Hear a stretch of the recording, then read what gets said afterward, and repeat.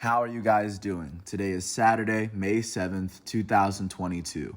I'm James Sims, and for this episode of The Elite, I'm going to review yesterday's Elite matchups and performances from Friday, May 6th. And of course, I'm going to preview what's going on today as we navigate through the world of sports one day at a time.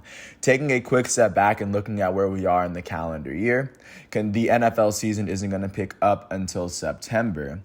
Taking a look at the seasons that are going on right now, starting with the NBA, there are 8 teams left in the NBA competing for the 2022 title, and the second round is going to go on for a little bit longer, but it'll be as teams are starting to win games in their series. We are in the midst of Game 3s right now.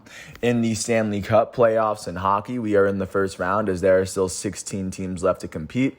They are in about the Game 3 stage of their first round, as teams are getting ready to eliminate one another and move on to the next round, and they're ready for quite a battle to the end. Taking a look at what is going on with baseball, we are in the very beginning of the season as the MLB had one of its craziest home runs in its history. And not to mention looking at what's going on with soccer, we are about to enter yet another highly anticipated weekend where teams could of course make their push towards the Champions League and even their league titles. With that said, starting with the NBA playoff matchups from last night, starting in Philadelphia, the 4 seed in the East, the Philadelphia 76ers hosted the 1 seed Miami Heat. Coming into this matchup, the Heat led the series 2-0. They won games 1 and 2 in Miami. They won game 1 by 14, and they won game 2 by 16. The Sixers would win their first playoff game of the series at home by 20 as they won it 99-79. They would go on to outscore the Heat by 17 in the fourth quarter in order to run away with it after they led by 7 at the half. On the losing end of this matchup, the top seed in the East, Miami Heat, were led in scoring by their elite starting small forward out of Marquette, Jimmy Butler. Jimmy Butler finished with 33 points, 9 rebounds, 2 assists, and 2 steals in 38 minutes. He shot 12 for 22 from the field, 1 for 5 from 3, and 8 for 10 from the free throw line. Their guard off the bench, Tyler Hero, finished with 14 points in 27 minutes. On the winning end of this matchup, the 4 seed 76ers, in front of their hometown fans, were led in scoring by their starting point guard Tyrese Maxey and their starting small forward Danny Green. Maxey finished with 21 points, 6 assists, and 2 steals in 39 minutes. He shot 7 for 11 from the field, 5 for 6 from 3, and he made both of his free throws. Danny Green finished with 21 points in 34 minutes. He shot 7 for 9 from the field as all of his attempts were from 3. He was 7 for 9 from 3. Their elite starting center and this season's scoring champ, Joel Embiid, finished with 18 points, 11 rebounds as the elite center finished with 36 minutes as their elite Cameroonian center shot 5 for 12 from the field and 8 for 10 from the free throw line. Their elite starting shooting guard out of Arizona State, James Harden, finished with 17 points, 8 rebounds, 6 assists, and 7 turnovers in 38 minutes. Harden shot 4 for 11 from the field, 1 for 7 from 3, and he made all 8 of his free throws. With this win, the Philadelphia 76ers still trail this series 2-1. Game 4 will be in Philadelphia tomorrow on TNT. The Sixers have to win 3 of the next 4 games in order to make it to the Eastern Conference Finals. And even though they're trailing, the Heat still lead their series 2-1. They have to win 2 of the next 4 games if they want to make it to the next round. And if they make it to the Eastern Conference Finals, they'd have to face off against either the Boston Celtics or the defending NBA champs Milwaukee Bucks. Taking a look at the second game from yesterday in Dallas, the 4 seed out west hosted the top seed in the west, the Phoenix Suns. The Suns entered this matchup leading 2-0 after they won game 1 and 2. They won games 1 and 2 in Phoenix. They won game 1 by 7, and then they won game 2 by 20. In game 3, the Mavericks would beat the Suns by 9 in order to win their first game of the series. They won it 103-94 after they outscored the Suns by 9 points in the first quarter. After that, it was virtually even. On the losing end of this matchup, the top seed Phoenix Suns were led in scoring by their starting power forward out of Marquette, Jamison Crowder. Crowder finished with 19 points, 7 rebounds, 5 assists, and 2 steals in 36 minutes. He shot 7 for 12 from the field and 5 for 8 from 3. Their elite starting shooting guard out of Kentucky, Devin Booker, finished with 18 points, 2 rebounds, 6 assists, and 5 turnovers in 40 minutes. He shot 6 for 13 from the field, 4 for 6 from 3, and 2 for 4 from the free throw line. Their starting center and former top overall pick, DeAndre Ayton, finished with 16 points and 11 rebounds in 33 minutes. He shot 6 for 12 from the field and made all 4 of his free throws. Their starting small forward out of Villanova, Mikal Bridges, finished with 12 points and 6 rebounds in 38 minutes. Their elite starting point guard, Chris Paul, would finish with 12 points, 7 rebounds, 4 assists, and 7 turnovers on his 37th birthday in 37 minutes, as he shot 5 for 9 from the field and 2 for 4 from 3.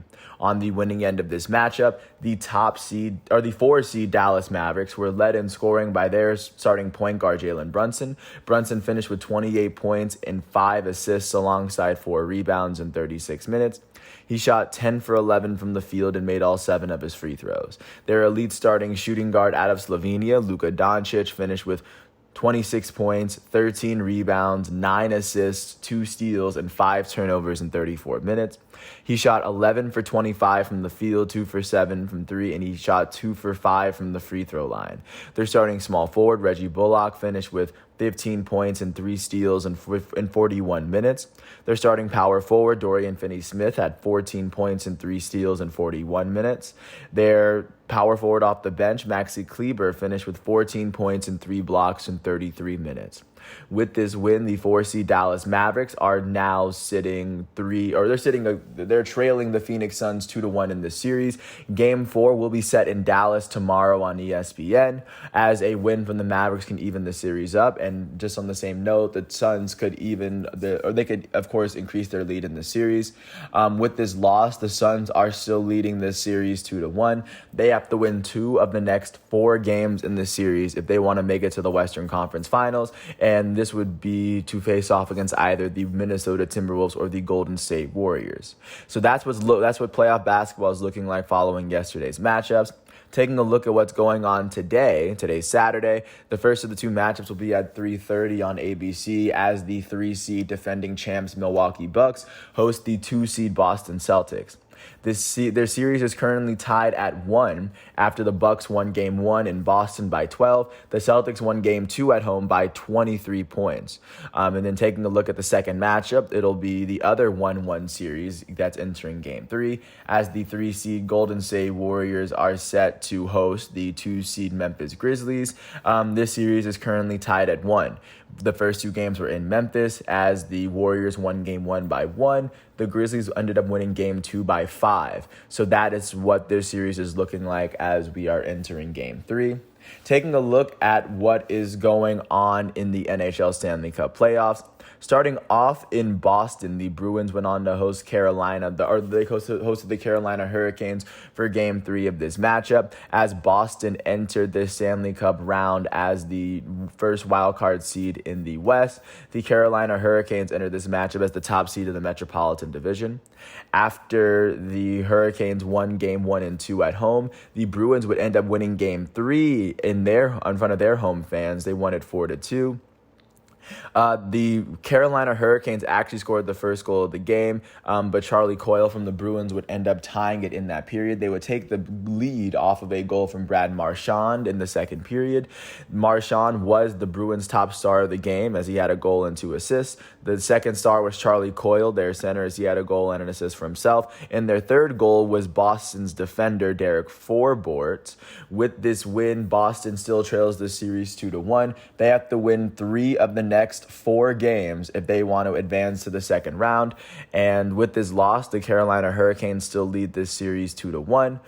Game 4 is set to be in Boston tomorrow on ESPN. The winner of this matchup will go to the next round to face off against the winner between the New York Rangers and the Pittsburgh Penguins, the 2 and 3 seeds in the Metropolitan Division. Taking a look at the second playoff game from yesterday, the defending back-to-back Stanley Cup champs, Tampa Bay Lightning, the 3 seed in the Atlantic Division, hosted the Toronto Maple Leafs. The Maple Leafs would end up beating the Lightning 5-2 after this. They entered this matchup with the series tied at 1.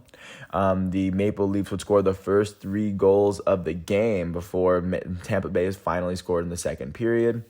And the top star in this game went to Toronto's goalie, Jack Campbell, as he had 32 saves on the night, only allowing 2 goals.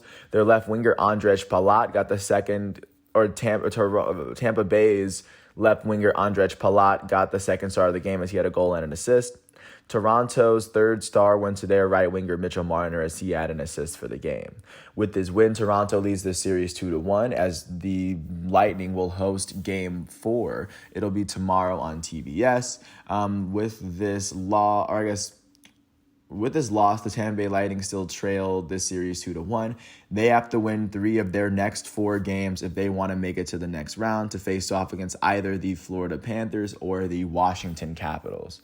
Taking a look at the third Stanley Cup playoff game that took place yesterday, as it took place in St. Louis, the St. Louis Blues, who entered this matchup as the 3 seed in the Central Division, hosted the 2 seed of the Central Division, the Minnesota Wild. The Wild would end up beating the Blues 5-1. And of course, this came after this series was tied at 1 coming in. This came after the Blues won the first game of the series in Minnesota and the Wild won Game 2. They would win Game 3 5-1. In this matchup, they would score the first 4 goals of the game. St. Louis would not score until the third period. The top star in this game went to Minnesota's left winger, Kirill Kaprizov. He had a goal and an assist. Minnesota's goalie, Marc-Andre Fleury, had the second star of the game as he had 29 saves on the night, only allowing 1 goal. Minnesota's center, Joel Eriksson, would finish with a goal and an assist as he was their third star. With this win, Minnesota now leads this series 2-1 as Game 4 will be held in St. Louis. With this loss, the Blues now trail this series 2-1. They would have to win 3 of the next 4 games in the series if they want to advance to the next round. If they make it to the next round, they'd have to face, or the winner of this matchup faces off against the winner between the Colorado Avalanche and the Nashville Predators. And now taking a look at the last matchup of the night, the Los Angeles Kings, the 3 seed in the Pacific Division, hosted the Edmonton Oilers, the number 2 seed in the Pacific Division. In this matchup, or going into this matchup, the series was tied at 1 after the Kings were able to win Game 1 of this series in Edmonton. Edmonton won Game 2 in front of their home fans. They would win Game 3 in Los Angeles 8-2 as Edmonton would score the first 5 goals of the game before LA finally scored in the second period. On the losing, looking at the top star of the game, it went to Evander Kane, Edmonton's left winger, as he had 3 goals. The second star of the game went to Zach Hyman, Edmonton's left winger. He had 2 goals and an assist. And then Edmonton center Connor McDavid would finish with 2 assists as he was the third star of the night. With this win, the Edmonton Oilers now lead this series 2-1. Game 4 will be held in Los Angeles tomorrow on TBS. With this loss, the Los Angeles Kings now trail this series 2-1. They have to win 3 of their next 4 games to make it through, as the Edmonton Oilers only have to win 2. The winner of this matchup is set to face off against the winner between the Calgary Flames and the Dallas Stars. So that is what playoff hockey is looking like as we enter today. Taking a look at what's going on today, the first of these matchups is going to be on ESPN in Washington, D.C., as the Eastern Conference's second wild card team is set to face off against the top team in the Atlantic Division. The Washington Capitals are going to host the Florida Panthers, as the Capitals were able to beat the Panthers in Game 1, and the Panthers were able to win Game 2. After splitting that series, this is an opportunity for the Capitals to take that lead. But right now, both teams, it's a best-of-5 series. Both teams need to win 3 of the next 5 games to make it to the next round, where the winner would face off against the winner of Toronto and Tampa Bay. At 4:30 on TNT in Bridgestone Arena in Nashville, the second wild card team in the West, the Nashville Predators, are set to host the top seed in the Central Division, the Colorado Avalanche. Colorado leads the series 2-0 after they won Game 1 by 5, and they won Game 2 by 1 in overtime. This is the opportunity for the Nashville Predators to win. The Predators have to win 4 of their next 5 games if they want to make it through. Avalanches have to win 2. The winner of this matchup is set to face off against the winner between the Minnesota Wild and the St. Louis Blues. The third game of today will be at 7 o'clock on TNT in PPG Paints Arena in Pittsburgh, Pennsylvania, as the Pittsburgh Penguins and the New York Rangers, the 2 and 3 seeds in the Metropolitan Division, are currently tied in their series at 1. Their first 2 games were in New York. The Penguins won game 1 by a goal, and the Rangers won game 2 by 3 goals. And then looking at this series, both teams have to win 3 of their next 5 to go to the next round. The winner of this matchup will be set to face off against the winner of Carolina and Boston. And then last but not least, tonight at 9:30 on TNT, the first wild card in the West, the Dallas Stars, are set to host the first seed in the Pacific Division, the Calgary Flames. This series is currently tied at 1 after the first 2 games are played in Calgary. The Flames won game 1 by 1, and the Stars won game 2 by 2. So, like I said, it'll be a best of 5 from here on out. But that is what playoff hockey is looking like at this moment. And like I said, there are 16 teams that are still fighting for that trophy. Taking a look at what happened with baseball yesterday, starting off in Boston, the Red Sox hosted the Chicago White Sox. The White Sox would end up beating the Red Sox 4-2. They would score 3 runs in the 3rd inning, which already would put them out of reach. And on the losing end of this matchup, they scored 3 runs in the 3rd inning. I feel like I said that. On the losing end of this matchup, the hometown Boston Red Sox saw the loss go to their starting pitcher, Nathan Eovaldi. Eovaldi allowed 3 earned runs off of 6 hits in the 5 innings he pitched. He struck out 4 batters and walked 3. With his loss, Eovaldi is 1-1. In the Red Sox batting lineup, nobody on their team finished with more than 1 hit. That'll be attributed to great pitching from the Chicago White Sox. The win went to their starting pitcher, Vince Velasquez. Velasquez allowed 1 earned run off of 3 hits in the 5 innings he pitched. Vince Velasquez struck out 2 batters and walked 2. With this win, Vince Velasquez is 2-2. The save would go to the White Sox elite closer Liam Hendriks. He allowed no earned runs in the 9th inning. He would walk a batter, but he struck out all 3 of the batters he needed to get out. And with this save, he now has 8 on the 2022 season. In the White Sox batting lineup, their elite shortstop, Tim Anderson, went 3 for 5 with a run. And then their second baseman, Leury Garcia, would end up going 2 for 4. With this win, the Chicago White Sox are now currently sitting on a 12-13 record. That is the second best record in the American League Central, as they are tied with the Cleveland Guardians. The White Sox have now won their last 4 games. They are tied with the Rangers for the 3rd longest active winning streak in the American League. Only the Tampa Bay Rays and Houston Astros have a longer winning streak than the White Sox in the American League.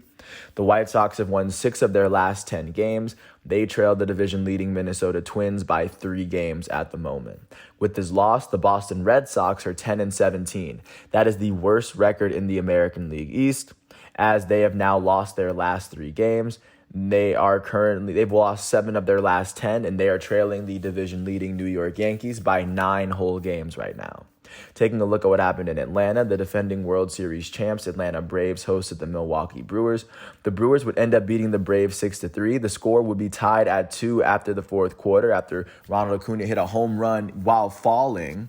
And that was his first home run back after being hurt last year, so what a return. The Brewers would score 4 runs in the 6th, led off by a ground-out RBI by Lorenzo Cain. But following that 4-run inning, the Braves could only score 1 more. The Brewers ran away with a 6-3 win. On the losing end of this matchup, the hometown defending champs Atlanta Braves were led out by their starting pitcher, Jesse Chavez. Chavez allowed 2 earned runs off of 3 hits in the 1st inning. The loss would go to the Braves' second relief pitcher, Colin McHugh. McHugh allowed 2 earned runs off of 1 hit, as he would get pulled in the 5th inning. He wouldn't even make it through the 5th. With this loss, he's 0-1. He would make it through the 6th. In the Braves batting lineup, the Atlanta Braves their elite starting right fielder, Ronald Acuna Jr., would go 1 for 4 with an RBI and a run, as he had his first home run of the season. On the winning end of this matchup, the Milwaukee Brewers saw the win go to their starting pitcher, Eric Lauer. Lauer allowed 2 runs off of 2 hits in the 6.1 innings he pitched. He struck out 8 batters and walked 3. With this win, he's now 3-0. The save was given to the Brewers' elite closer, Josh Hader. Hader allowed no earned runs in the 9th inning as he struck out a batter. Hader picked up his 11th save of the year last night. In the Brewers' batting lineup, their second baseman, Colton Wong, went 2 for 4 with 2 runs. Their elite designated hitter, Christian Yelich, went 2 for 5 with an RBI. Their first baseman, Rowdy Tellez, went 2 for 5 with 2 RBIs. And then their right fielder in this matchup, Hunter Renfroe, would end up going 2 for 5 with a run. With this win, the Milwaukee Brewers are now 19-8. That is currently the best record in the National League Central. They're holding on to the best record in the National League. The only team with a better record than them win percentage-wise are the New York Yankees at this point. The Brewers have now won their last 4 games. They are tied with the Arizona Diamondbacks for the longest active winning streak in the National League. The Brewers have won 9 of their last 10 games. They are sitting 2.5 games ahead of the second-place St. Louis Cardinals in their division. With this loss, the defending champs Atlanta Braves are now 12-16. That is the 3rd best record in the National League East. They've lost 6 of their last 10 games. They are currently trailing the division-leading New York Mets by 7 games. And taking a look at what happened in Houston, the defending American League champs Houston Astros went on to host the Detroit Tigers. In this matchup, the Astros would go on to win 3-2 as they scored all 3 of their runs in the bottom of the second. They would score their first 2 runs off of a 2-run home run from Chas McCormick, and their third run would come from a solo home run from Martin Maldonado. And looking at how the Tigers fared on the losing end of this matchup, the loss would go to their starting pitcher in this matchup, Beau Brieske. Brieske would allow 3 earned runs off of 5 hits in the 5 innings he pitched. He struck out 3 batters and walked 3. With this loss, he's now 0-2. In the Tigers batting lineup, nobody on their team finished with more than 1 hit. On the winning end of this matchup, the hometown Houston Astros saw the win go to their starting pitcher, Luis Garcia. Garcia allowed 2 runs off of 2 hits in the 7 innings he pitched. He struck out 9 batters and walked 2. With this win, he's now 2-1. The save went to the Astros closer, Rafael Montero. Montero allowed no earned runs in the 9th inning as he struck out a batter. Montero picked up his 3rd save of the year. In the Astros batting lineup, their elite second baseman, Jose Altuve, went 2 for 3. And with this win, the Houston Astros are now currently going back to the Houston Astros are currently 16-11. Going back to Altuve's birthday was actually yesterday. That's why I hesitated. But still going back to the Astros with this win, they are now 16-11. That is the 2nd best record in the American League West. They have now won their last 5 games as they are tied with the Tampa Bay Rays for the longest active winning streak in the American League. And it looks as though they are holding the longest active winning streak in baseball right now. With this win, the Astros have won 8 of their last 10. They are sitting a game and a half behind the division-leading Los Angeles Angels. And with this loss, the Detroit Tigers are now 8-17. That is the worst record in the American League Central. They've lost their last 3 games. They've lost 8 of their last 10. They are now sitting 7 games behind the division-leading Minnesota Twins. Taking a look at what happened in Minneapolis, the Minnesota or in St. Paul, or whichever one of the Twin Cities, I forget. The Minnesota Twins hosted the Oakland Athletics, and the Twins were able to beat the Athletics 2-1. The Twins scored the first 2 runs of this matchup as the A's scored their lone run in the top of the 6th. On the losing end of this matchup, the Oakland Athletics saw the loss go to their starting pitcher, Zach Logue. Logue allowed 2 earned runs off of 5 hits in the 5 innings he pitched. He would strike out 5 batters and walk 2, and with this loss, he's now 1-1. In the A's batting lineup, nobody on their team finished with more than 1 hit. That'll be attributed to great pitching from Minnesota. The Twins saw the win go to their starting pitcher, Josh Winder, at home. Winder allowed 1 run off of 3 hits in the 6 innings he pitched. He struck out 8. With this win, he's now 2-0. The save was given to the Twins' closer, Emilio Pagan. In front of the hometown fans, he allowed no earned runs in the 9th inning, but he did allow a hit. He would walk 2 batters and strike 2 out. as he picked up his third save of the year. In the Twins batting lineup, their left fielder Trevor Larnach would end up going 2 for 4. He was the only player with more than one hit. And their designated hitter, Byron Buxton, hit his 9th home run of the season. With this win, the Minnesota Twins are now 16-11. That is the best record in the American League Central. They have won 7 of their last 10 games, and they are currently sitting 3 games ahead of the Chicago White Sox and the Cleveland Guardians, the teams that are tied for the second best record in their division. And with this loss, the Oakland Athletics are 10-16. That is the worst record in the American League West. They have now lost their last 7 games. Their 7-game losing streak is the longest active losing streak in the American League. The only team with a longer active losing streak than the Oakland Athletics is the Cincinnati Reds right now. The A's have lost 8 of their last 10 games. They sit 7 games behind the division-leading Los Angeles Angels. Jumping out to Los Angeles, speaking of the Angels host the Washington Nationals. They would shut the Nats out 3-0. They scored their first run in the bottom of the first off of a Shohei Ohtani ground out, and then a 2-run double from Mike Trout would put them up 3-0, and they would just win the game from there. On the losing end of this matchup, the loss went to the Nationals starting pitcher, Joan Adon. Adon allowed 3 earned runs off of 3 hits in the 5 innings he pitched. He struck out 6 batters and walked 5.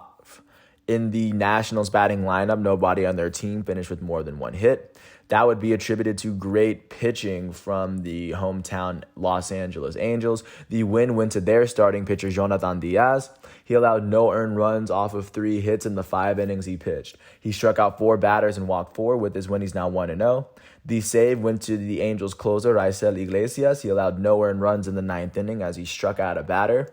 With this save, he now has 7 on the year. In the Angels batting lineup, their goated center fielder, Mike Trout, went 2 for 4 with 2 RBIs. He was the only player on the team with more than 1 hit. With this win, the Los Angeles Angels are now 18-10. That is the best record in the American League West. That is the second best record in the American League, as only the Yankees have a better record than them. The Angels have now won their last 3 games. They've won 7 of their last 10. They are sitting a game and a half ahead of the second place Houston Astros in their division. With this loss, the Washington Nationals are now 9-19. That is the worst record in the National League East, as they are holding the second worst record in the National League. Only the Reds have a worse record than them in the league. The Nationals have now lost their last 3 games. They've lost 7 of their last 10. They are currently sitting 10 games behind the division-leading New York Mets. Taking a look at what's going on in Arizona, the Diamondbacks hosted the Colorado Rockies. The Diamondbacks would end up beating the Rockies 4-1 after the Rockies scored the first run of the game in the top of the first. Seth Beer would tie it in the bottom of the second with a sac fly, and then the Diamondbacks would score 3 runs in the 8th, led off by a solo home run from Dalton Varsho to give them the lead. Then David Peralta's 2-run home run would be the cherry on top. On the losing end of this matchup, the Colorado Rockies were led out by their starting pitcher, Chad Kuhl. Chad Kuhl, who was ironically named for the Colorado, ironically named as the starting pitcher of the Colorado Rockies, would allow 1 earned run off of 3 hits in the 6 innings he pitched. He struck out 5 batters and walked 2. The Rockies setup relief pitcher in this matchup, Carlos Estevez, would allow 3 runs in .1 innings pitched, as he would end up getting pulled in the 8th. He would strike out a batter, and with this loss, he's 1-1. In the Rockies batting lineup, their only player with more than 1 hit was their second baseman, Brendan Rodgers, as he went 2 for 4. On the winning end of this matchup, the hometown Arizona Diamondbacks saw the win go to their starting pitcher, Merrill Kelly. Kelly would allow 1 earned run off of 7 hits. He went 8.2 innings. He went up until the last out. He would strike out 8 batters and walk 2, and with this win, Merrill Kelly is 3-1. The save would end up going to the Diamondbacks closer, Mark Melancon. He got the last save of the game as he also walked a batter. He picked up his 5th save of the season. In the Diamondbacks batting lineup, nobody on their team finished with more than 1 hit. However, their center fielder Dalton Varsho will go 1 for 4, hitting his 6th home run of the season. Their left fielder David Peralta went 1 for 4 with 2 RBIs as he hit his 4th home run of the season. With this win, the Arizona Diamondbacks are now 14-13. That is the worst record in the National League West, with a winning record, by the way. They've now won their last 4 games. Their 4-game winning streak is tied with the Milwaukee Brewers for the longest active winning streak in the National League. Only the Tampa Bay Rays and the Houston Astros have a longer active winning streak. They have longer active winning streaks than the Diamondbacks right now. The Diamondbacks have won 8 of their last 10 games. They are sitting 4 games behind the division-leading LA Dodgers and the runner-up San Diego Padres at the moment. With this loss, the Colorado Rockies are 15-11. That is the third best record in the National League West. They've lost 5 of their last 10 games. They are sitting 2.5 games behind the division-leading LA Dodgers and the second-place San Diego Padres. Taking a look at what happened in Seattle, the Mariners hosted the Tampa Bay Rays. The Rays would end up beating the Mariners 8-7 off some late-game heroics. This lead would go back and forth. The Mariners, their latest lead was when they were up 6-5 in the bottom of the 8th. Tampa Bay would, of course, counter that with a 3-run home run in the top of the 9th to give them the lead, which ended up giving them the win. On the losing end of this matchup, the hometown Seattle Mariners were led out by their starting pitcher, Logan Gilbert. Gilbert allowed 4 earned runs off of 7 hits in 5 innings pitched. He struck out 6 batters and walked 3. The loss would go to the Mariners closer, Paul Sewald. He allowed 3 earned runs off of 3 hits in the 9th inning. He would pick up his first blown save of the year, and with his loss, he's 0-1. In the Mariners batting lineup, their second baseman, Adam Frazier, went 2 for 4 with a run.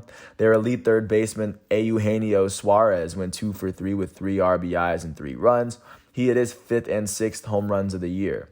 Their left fielder, Jesse Winker, would end up going 2 for 5 with a run. Their center fielder, Julio Rodriguez, would end up going 2 for 4 with a run as well. On the winning end of this matchup, the Tampa Bay Rays were led out by their starting pitcher, Matt Wisler. Wisler allowed 2 earned runs off of 2 hits in the first 2 innings as he struck out 2. The win would go to the Rays' setup relief pitcher, Ryan Thompson. He allowed 3 earned runs off of 4 hits as he struck out 1 to finish off the 8th inning. He picked up his first blown save of the year, but with his win, he's now 2-1. The save would go to the Rays' closer, Brooks Raley. Raley would allow no earned runs in the 9th inning. He picked up his 3rd save of the year. In the Rays' batting lineup, their first baseman, Yandy Diaz, went 2 for 5 with an RBI and a run. Their lead designated hitter, Randy Arozarena, would end up going 4 for 5 with an RBI and 2 runs.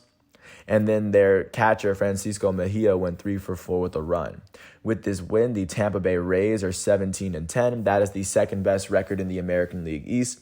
They've now won their last 5 games. They are tied with the Houston Astros for the longest active winning streak in the major leagues. The Rays have now won 8 of their last 10 games, and they are sitting 2 games behind the division-leading New York Yankees. With this loss, the Seattle Mariners are 12-15. That is the 3rd best record in the American League West. They've now lost their last 5 games. That is the 2nd longest active losing streak in the American League. Only the Oakland A's have a longer losing streak in the American League. The Mariners have lost 9 of their last 10 games as they trail the division-leading Los Angeles Angels by 5.5 games at the moment. Taking a look at what happened in San Diego, the Padres hosted the Miami Marlins. They would pull off a 3-2 win after scoring their first run in the bottom of the first off of an Eric Hosmer double. They scored the first 3 runs of the game before Miami scored their 2 runs off of a 2-run home run from Jesus Aguilar in the 6th. On the losing end of this matchup, the Miami Marlins saw the loss go to their starting pitcher, Sandy Alcantara.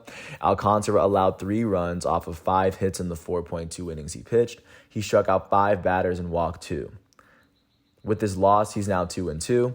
In the Marlins batting lineup, nobody on their team finished with more than 1 hit. Their first baseman, Jesus Aguilar, hit his 4th home run of the season. On the winning end of this matchup, the hometown San Diego Padres saw the win go to their elite starting pitcher, Yu Darvish. Yu Darvish allowed 2 earned runs off of 5 hits in the 7 innings he pitched. He struck out 3 batters, and with this win, Yu Darvish is 3-1. The save would end up going to the Padres closer, Steven Wilson. Steven Wilson allowed no earned runs off of 1 hit in the 9th inning as he walked a batter. This was his first save of the year for San Diego. In the Padres batting lineup, their elite third baseman, Manny Machado, went 2 for 3 with an RBI and a run. And he was the only player on the team with more than 1 hit. With this win, the San Diego Padres are now 18-9. That is the 2nd best record in the National League West. as they have 2 more wins and 2 more losses than the Dodgers. They've won their last 2 games and they've won 8 of their last 10. They are sitting pretty much even with the Dodgers in the playoff standings as they sit 2.5 games ahead of the third place Colorado Rockies. With this loss, the Miami Marlins are now 12-14. That is the second best record in the National League East as they've now lost their last 6 games. That is the second longest active losing streak in the National League as only the Reds have a longer one. They've lost 6 of their last 10. They are now currently trailing the division-leading New York Mets by 6 games. Taking a look at what happened in the Bay, the San Francisco Giants hosted the St. Louis Cardinals, last but not least, and then the Cardinals would end up beating the Giants 3-2 off some late game heroics in the ninth. It was a Dylan Carlson single that gave the Cardinals just that extra boost at the end. On the losing end of this matchup, the hometown San Francisco Giants would be led out by their starting pitcher, Alex Cobb. Alex Cobb would allow 2 earned runs off of 3 hits in the 5 innings he pitched.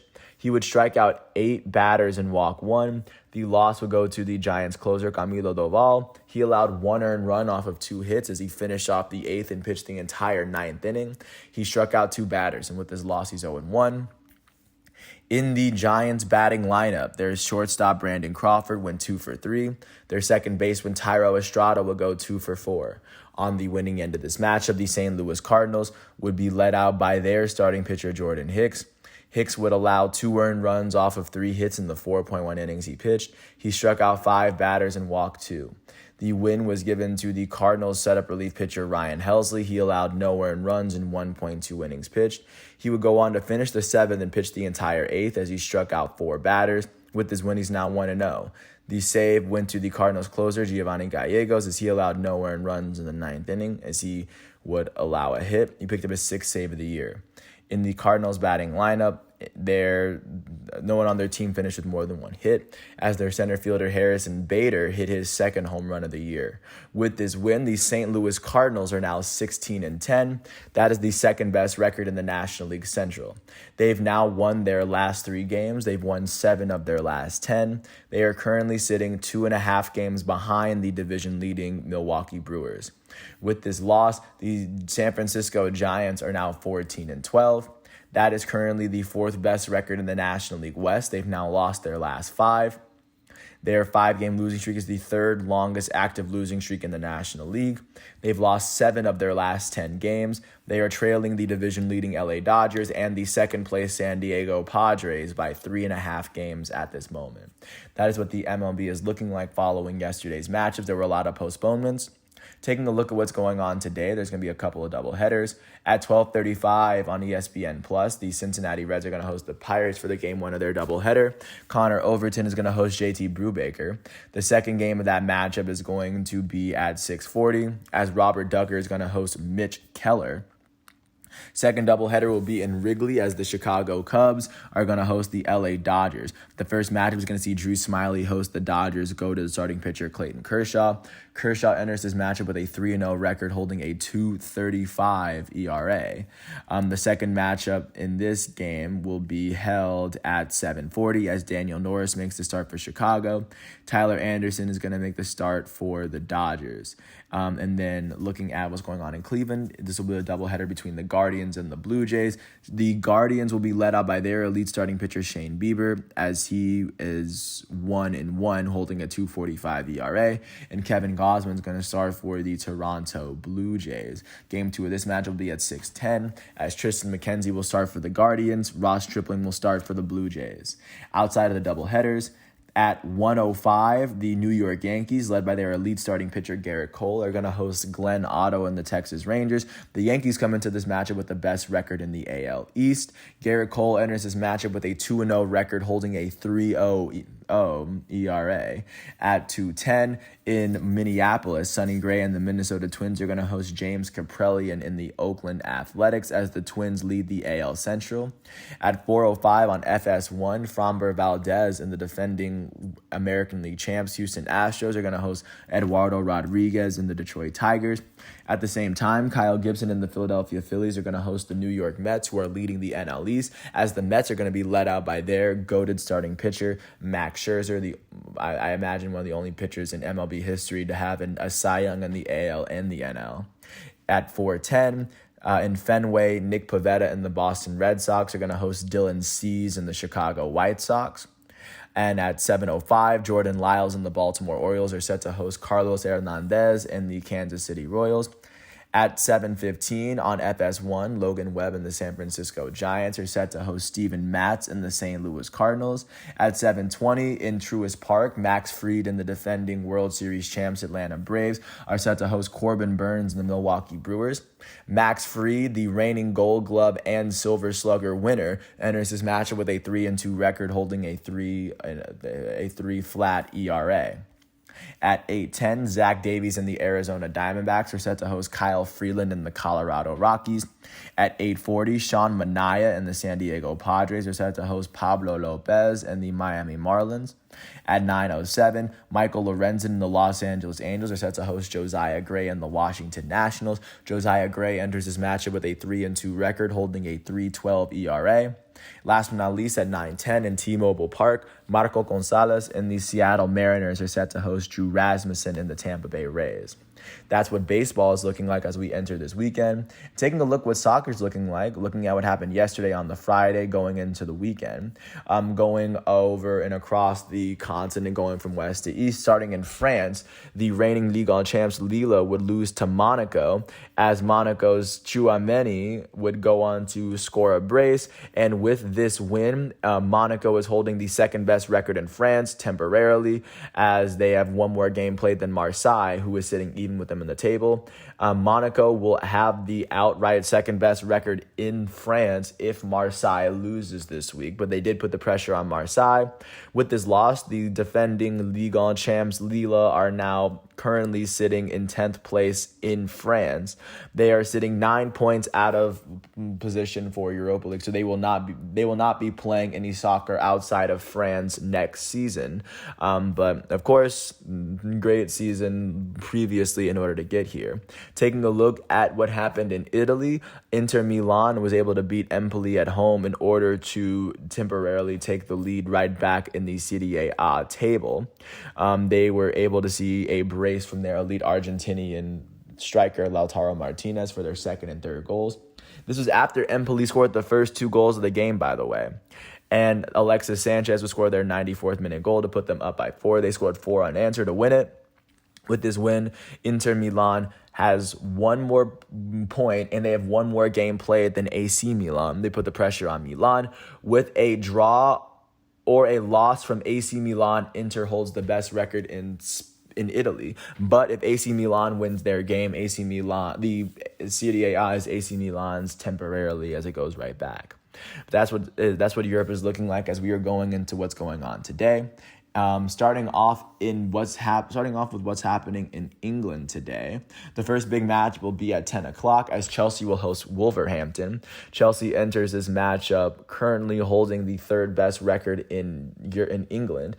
They are not going to get second place. They sit 16 points below second place Liverpool with 4 games left in their schedule, but they are sitting 3 points ahead of fourth place Arsenal and 5 ahead of fifth place Tottenham.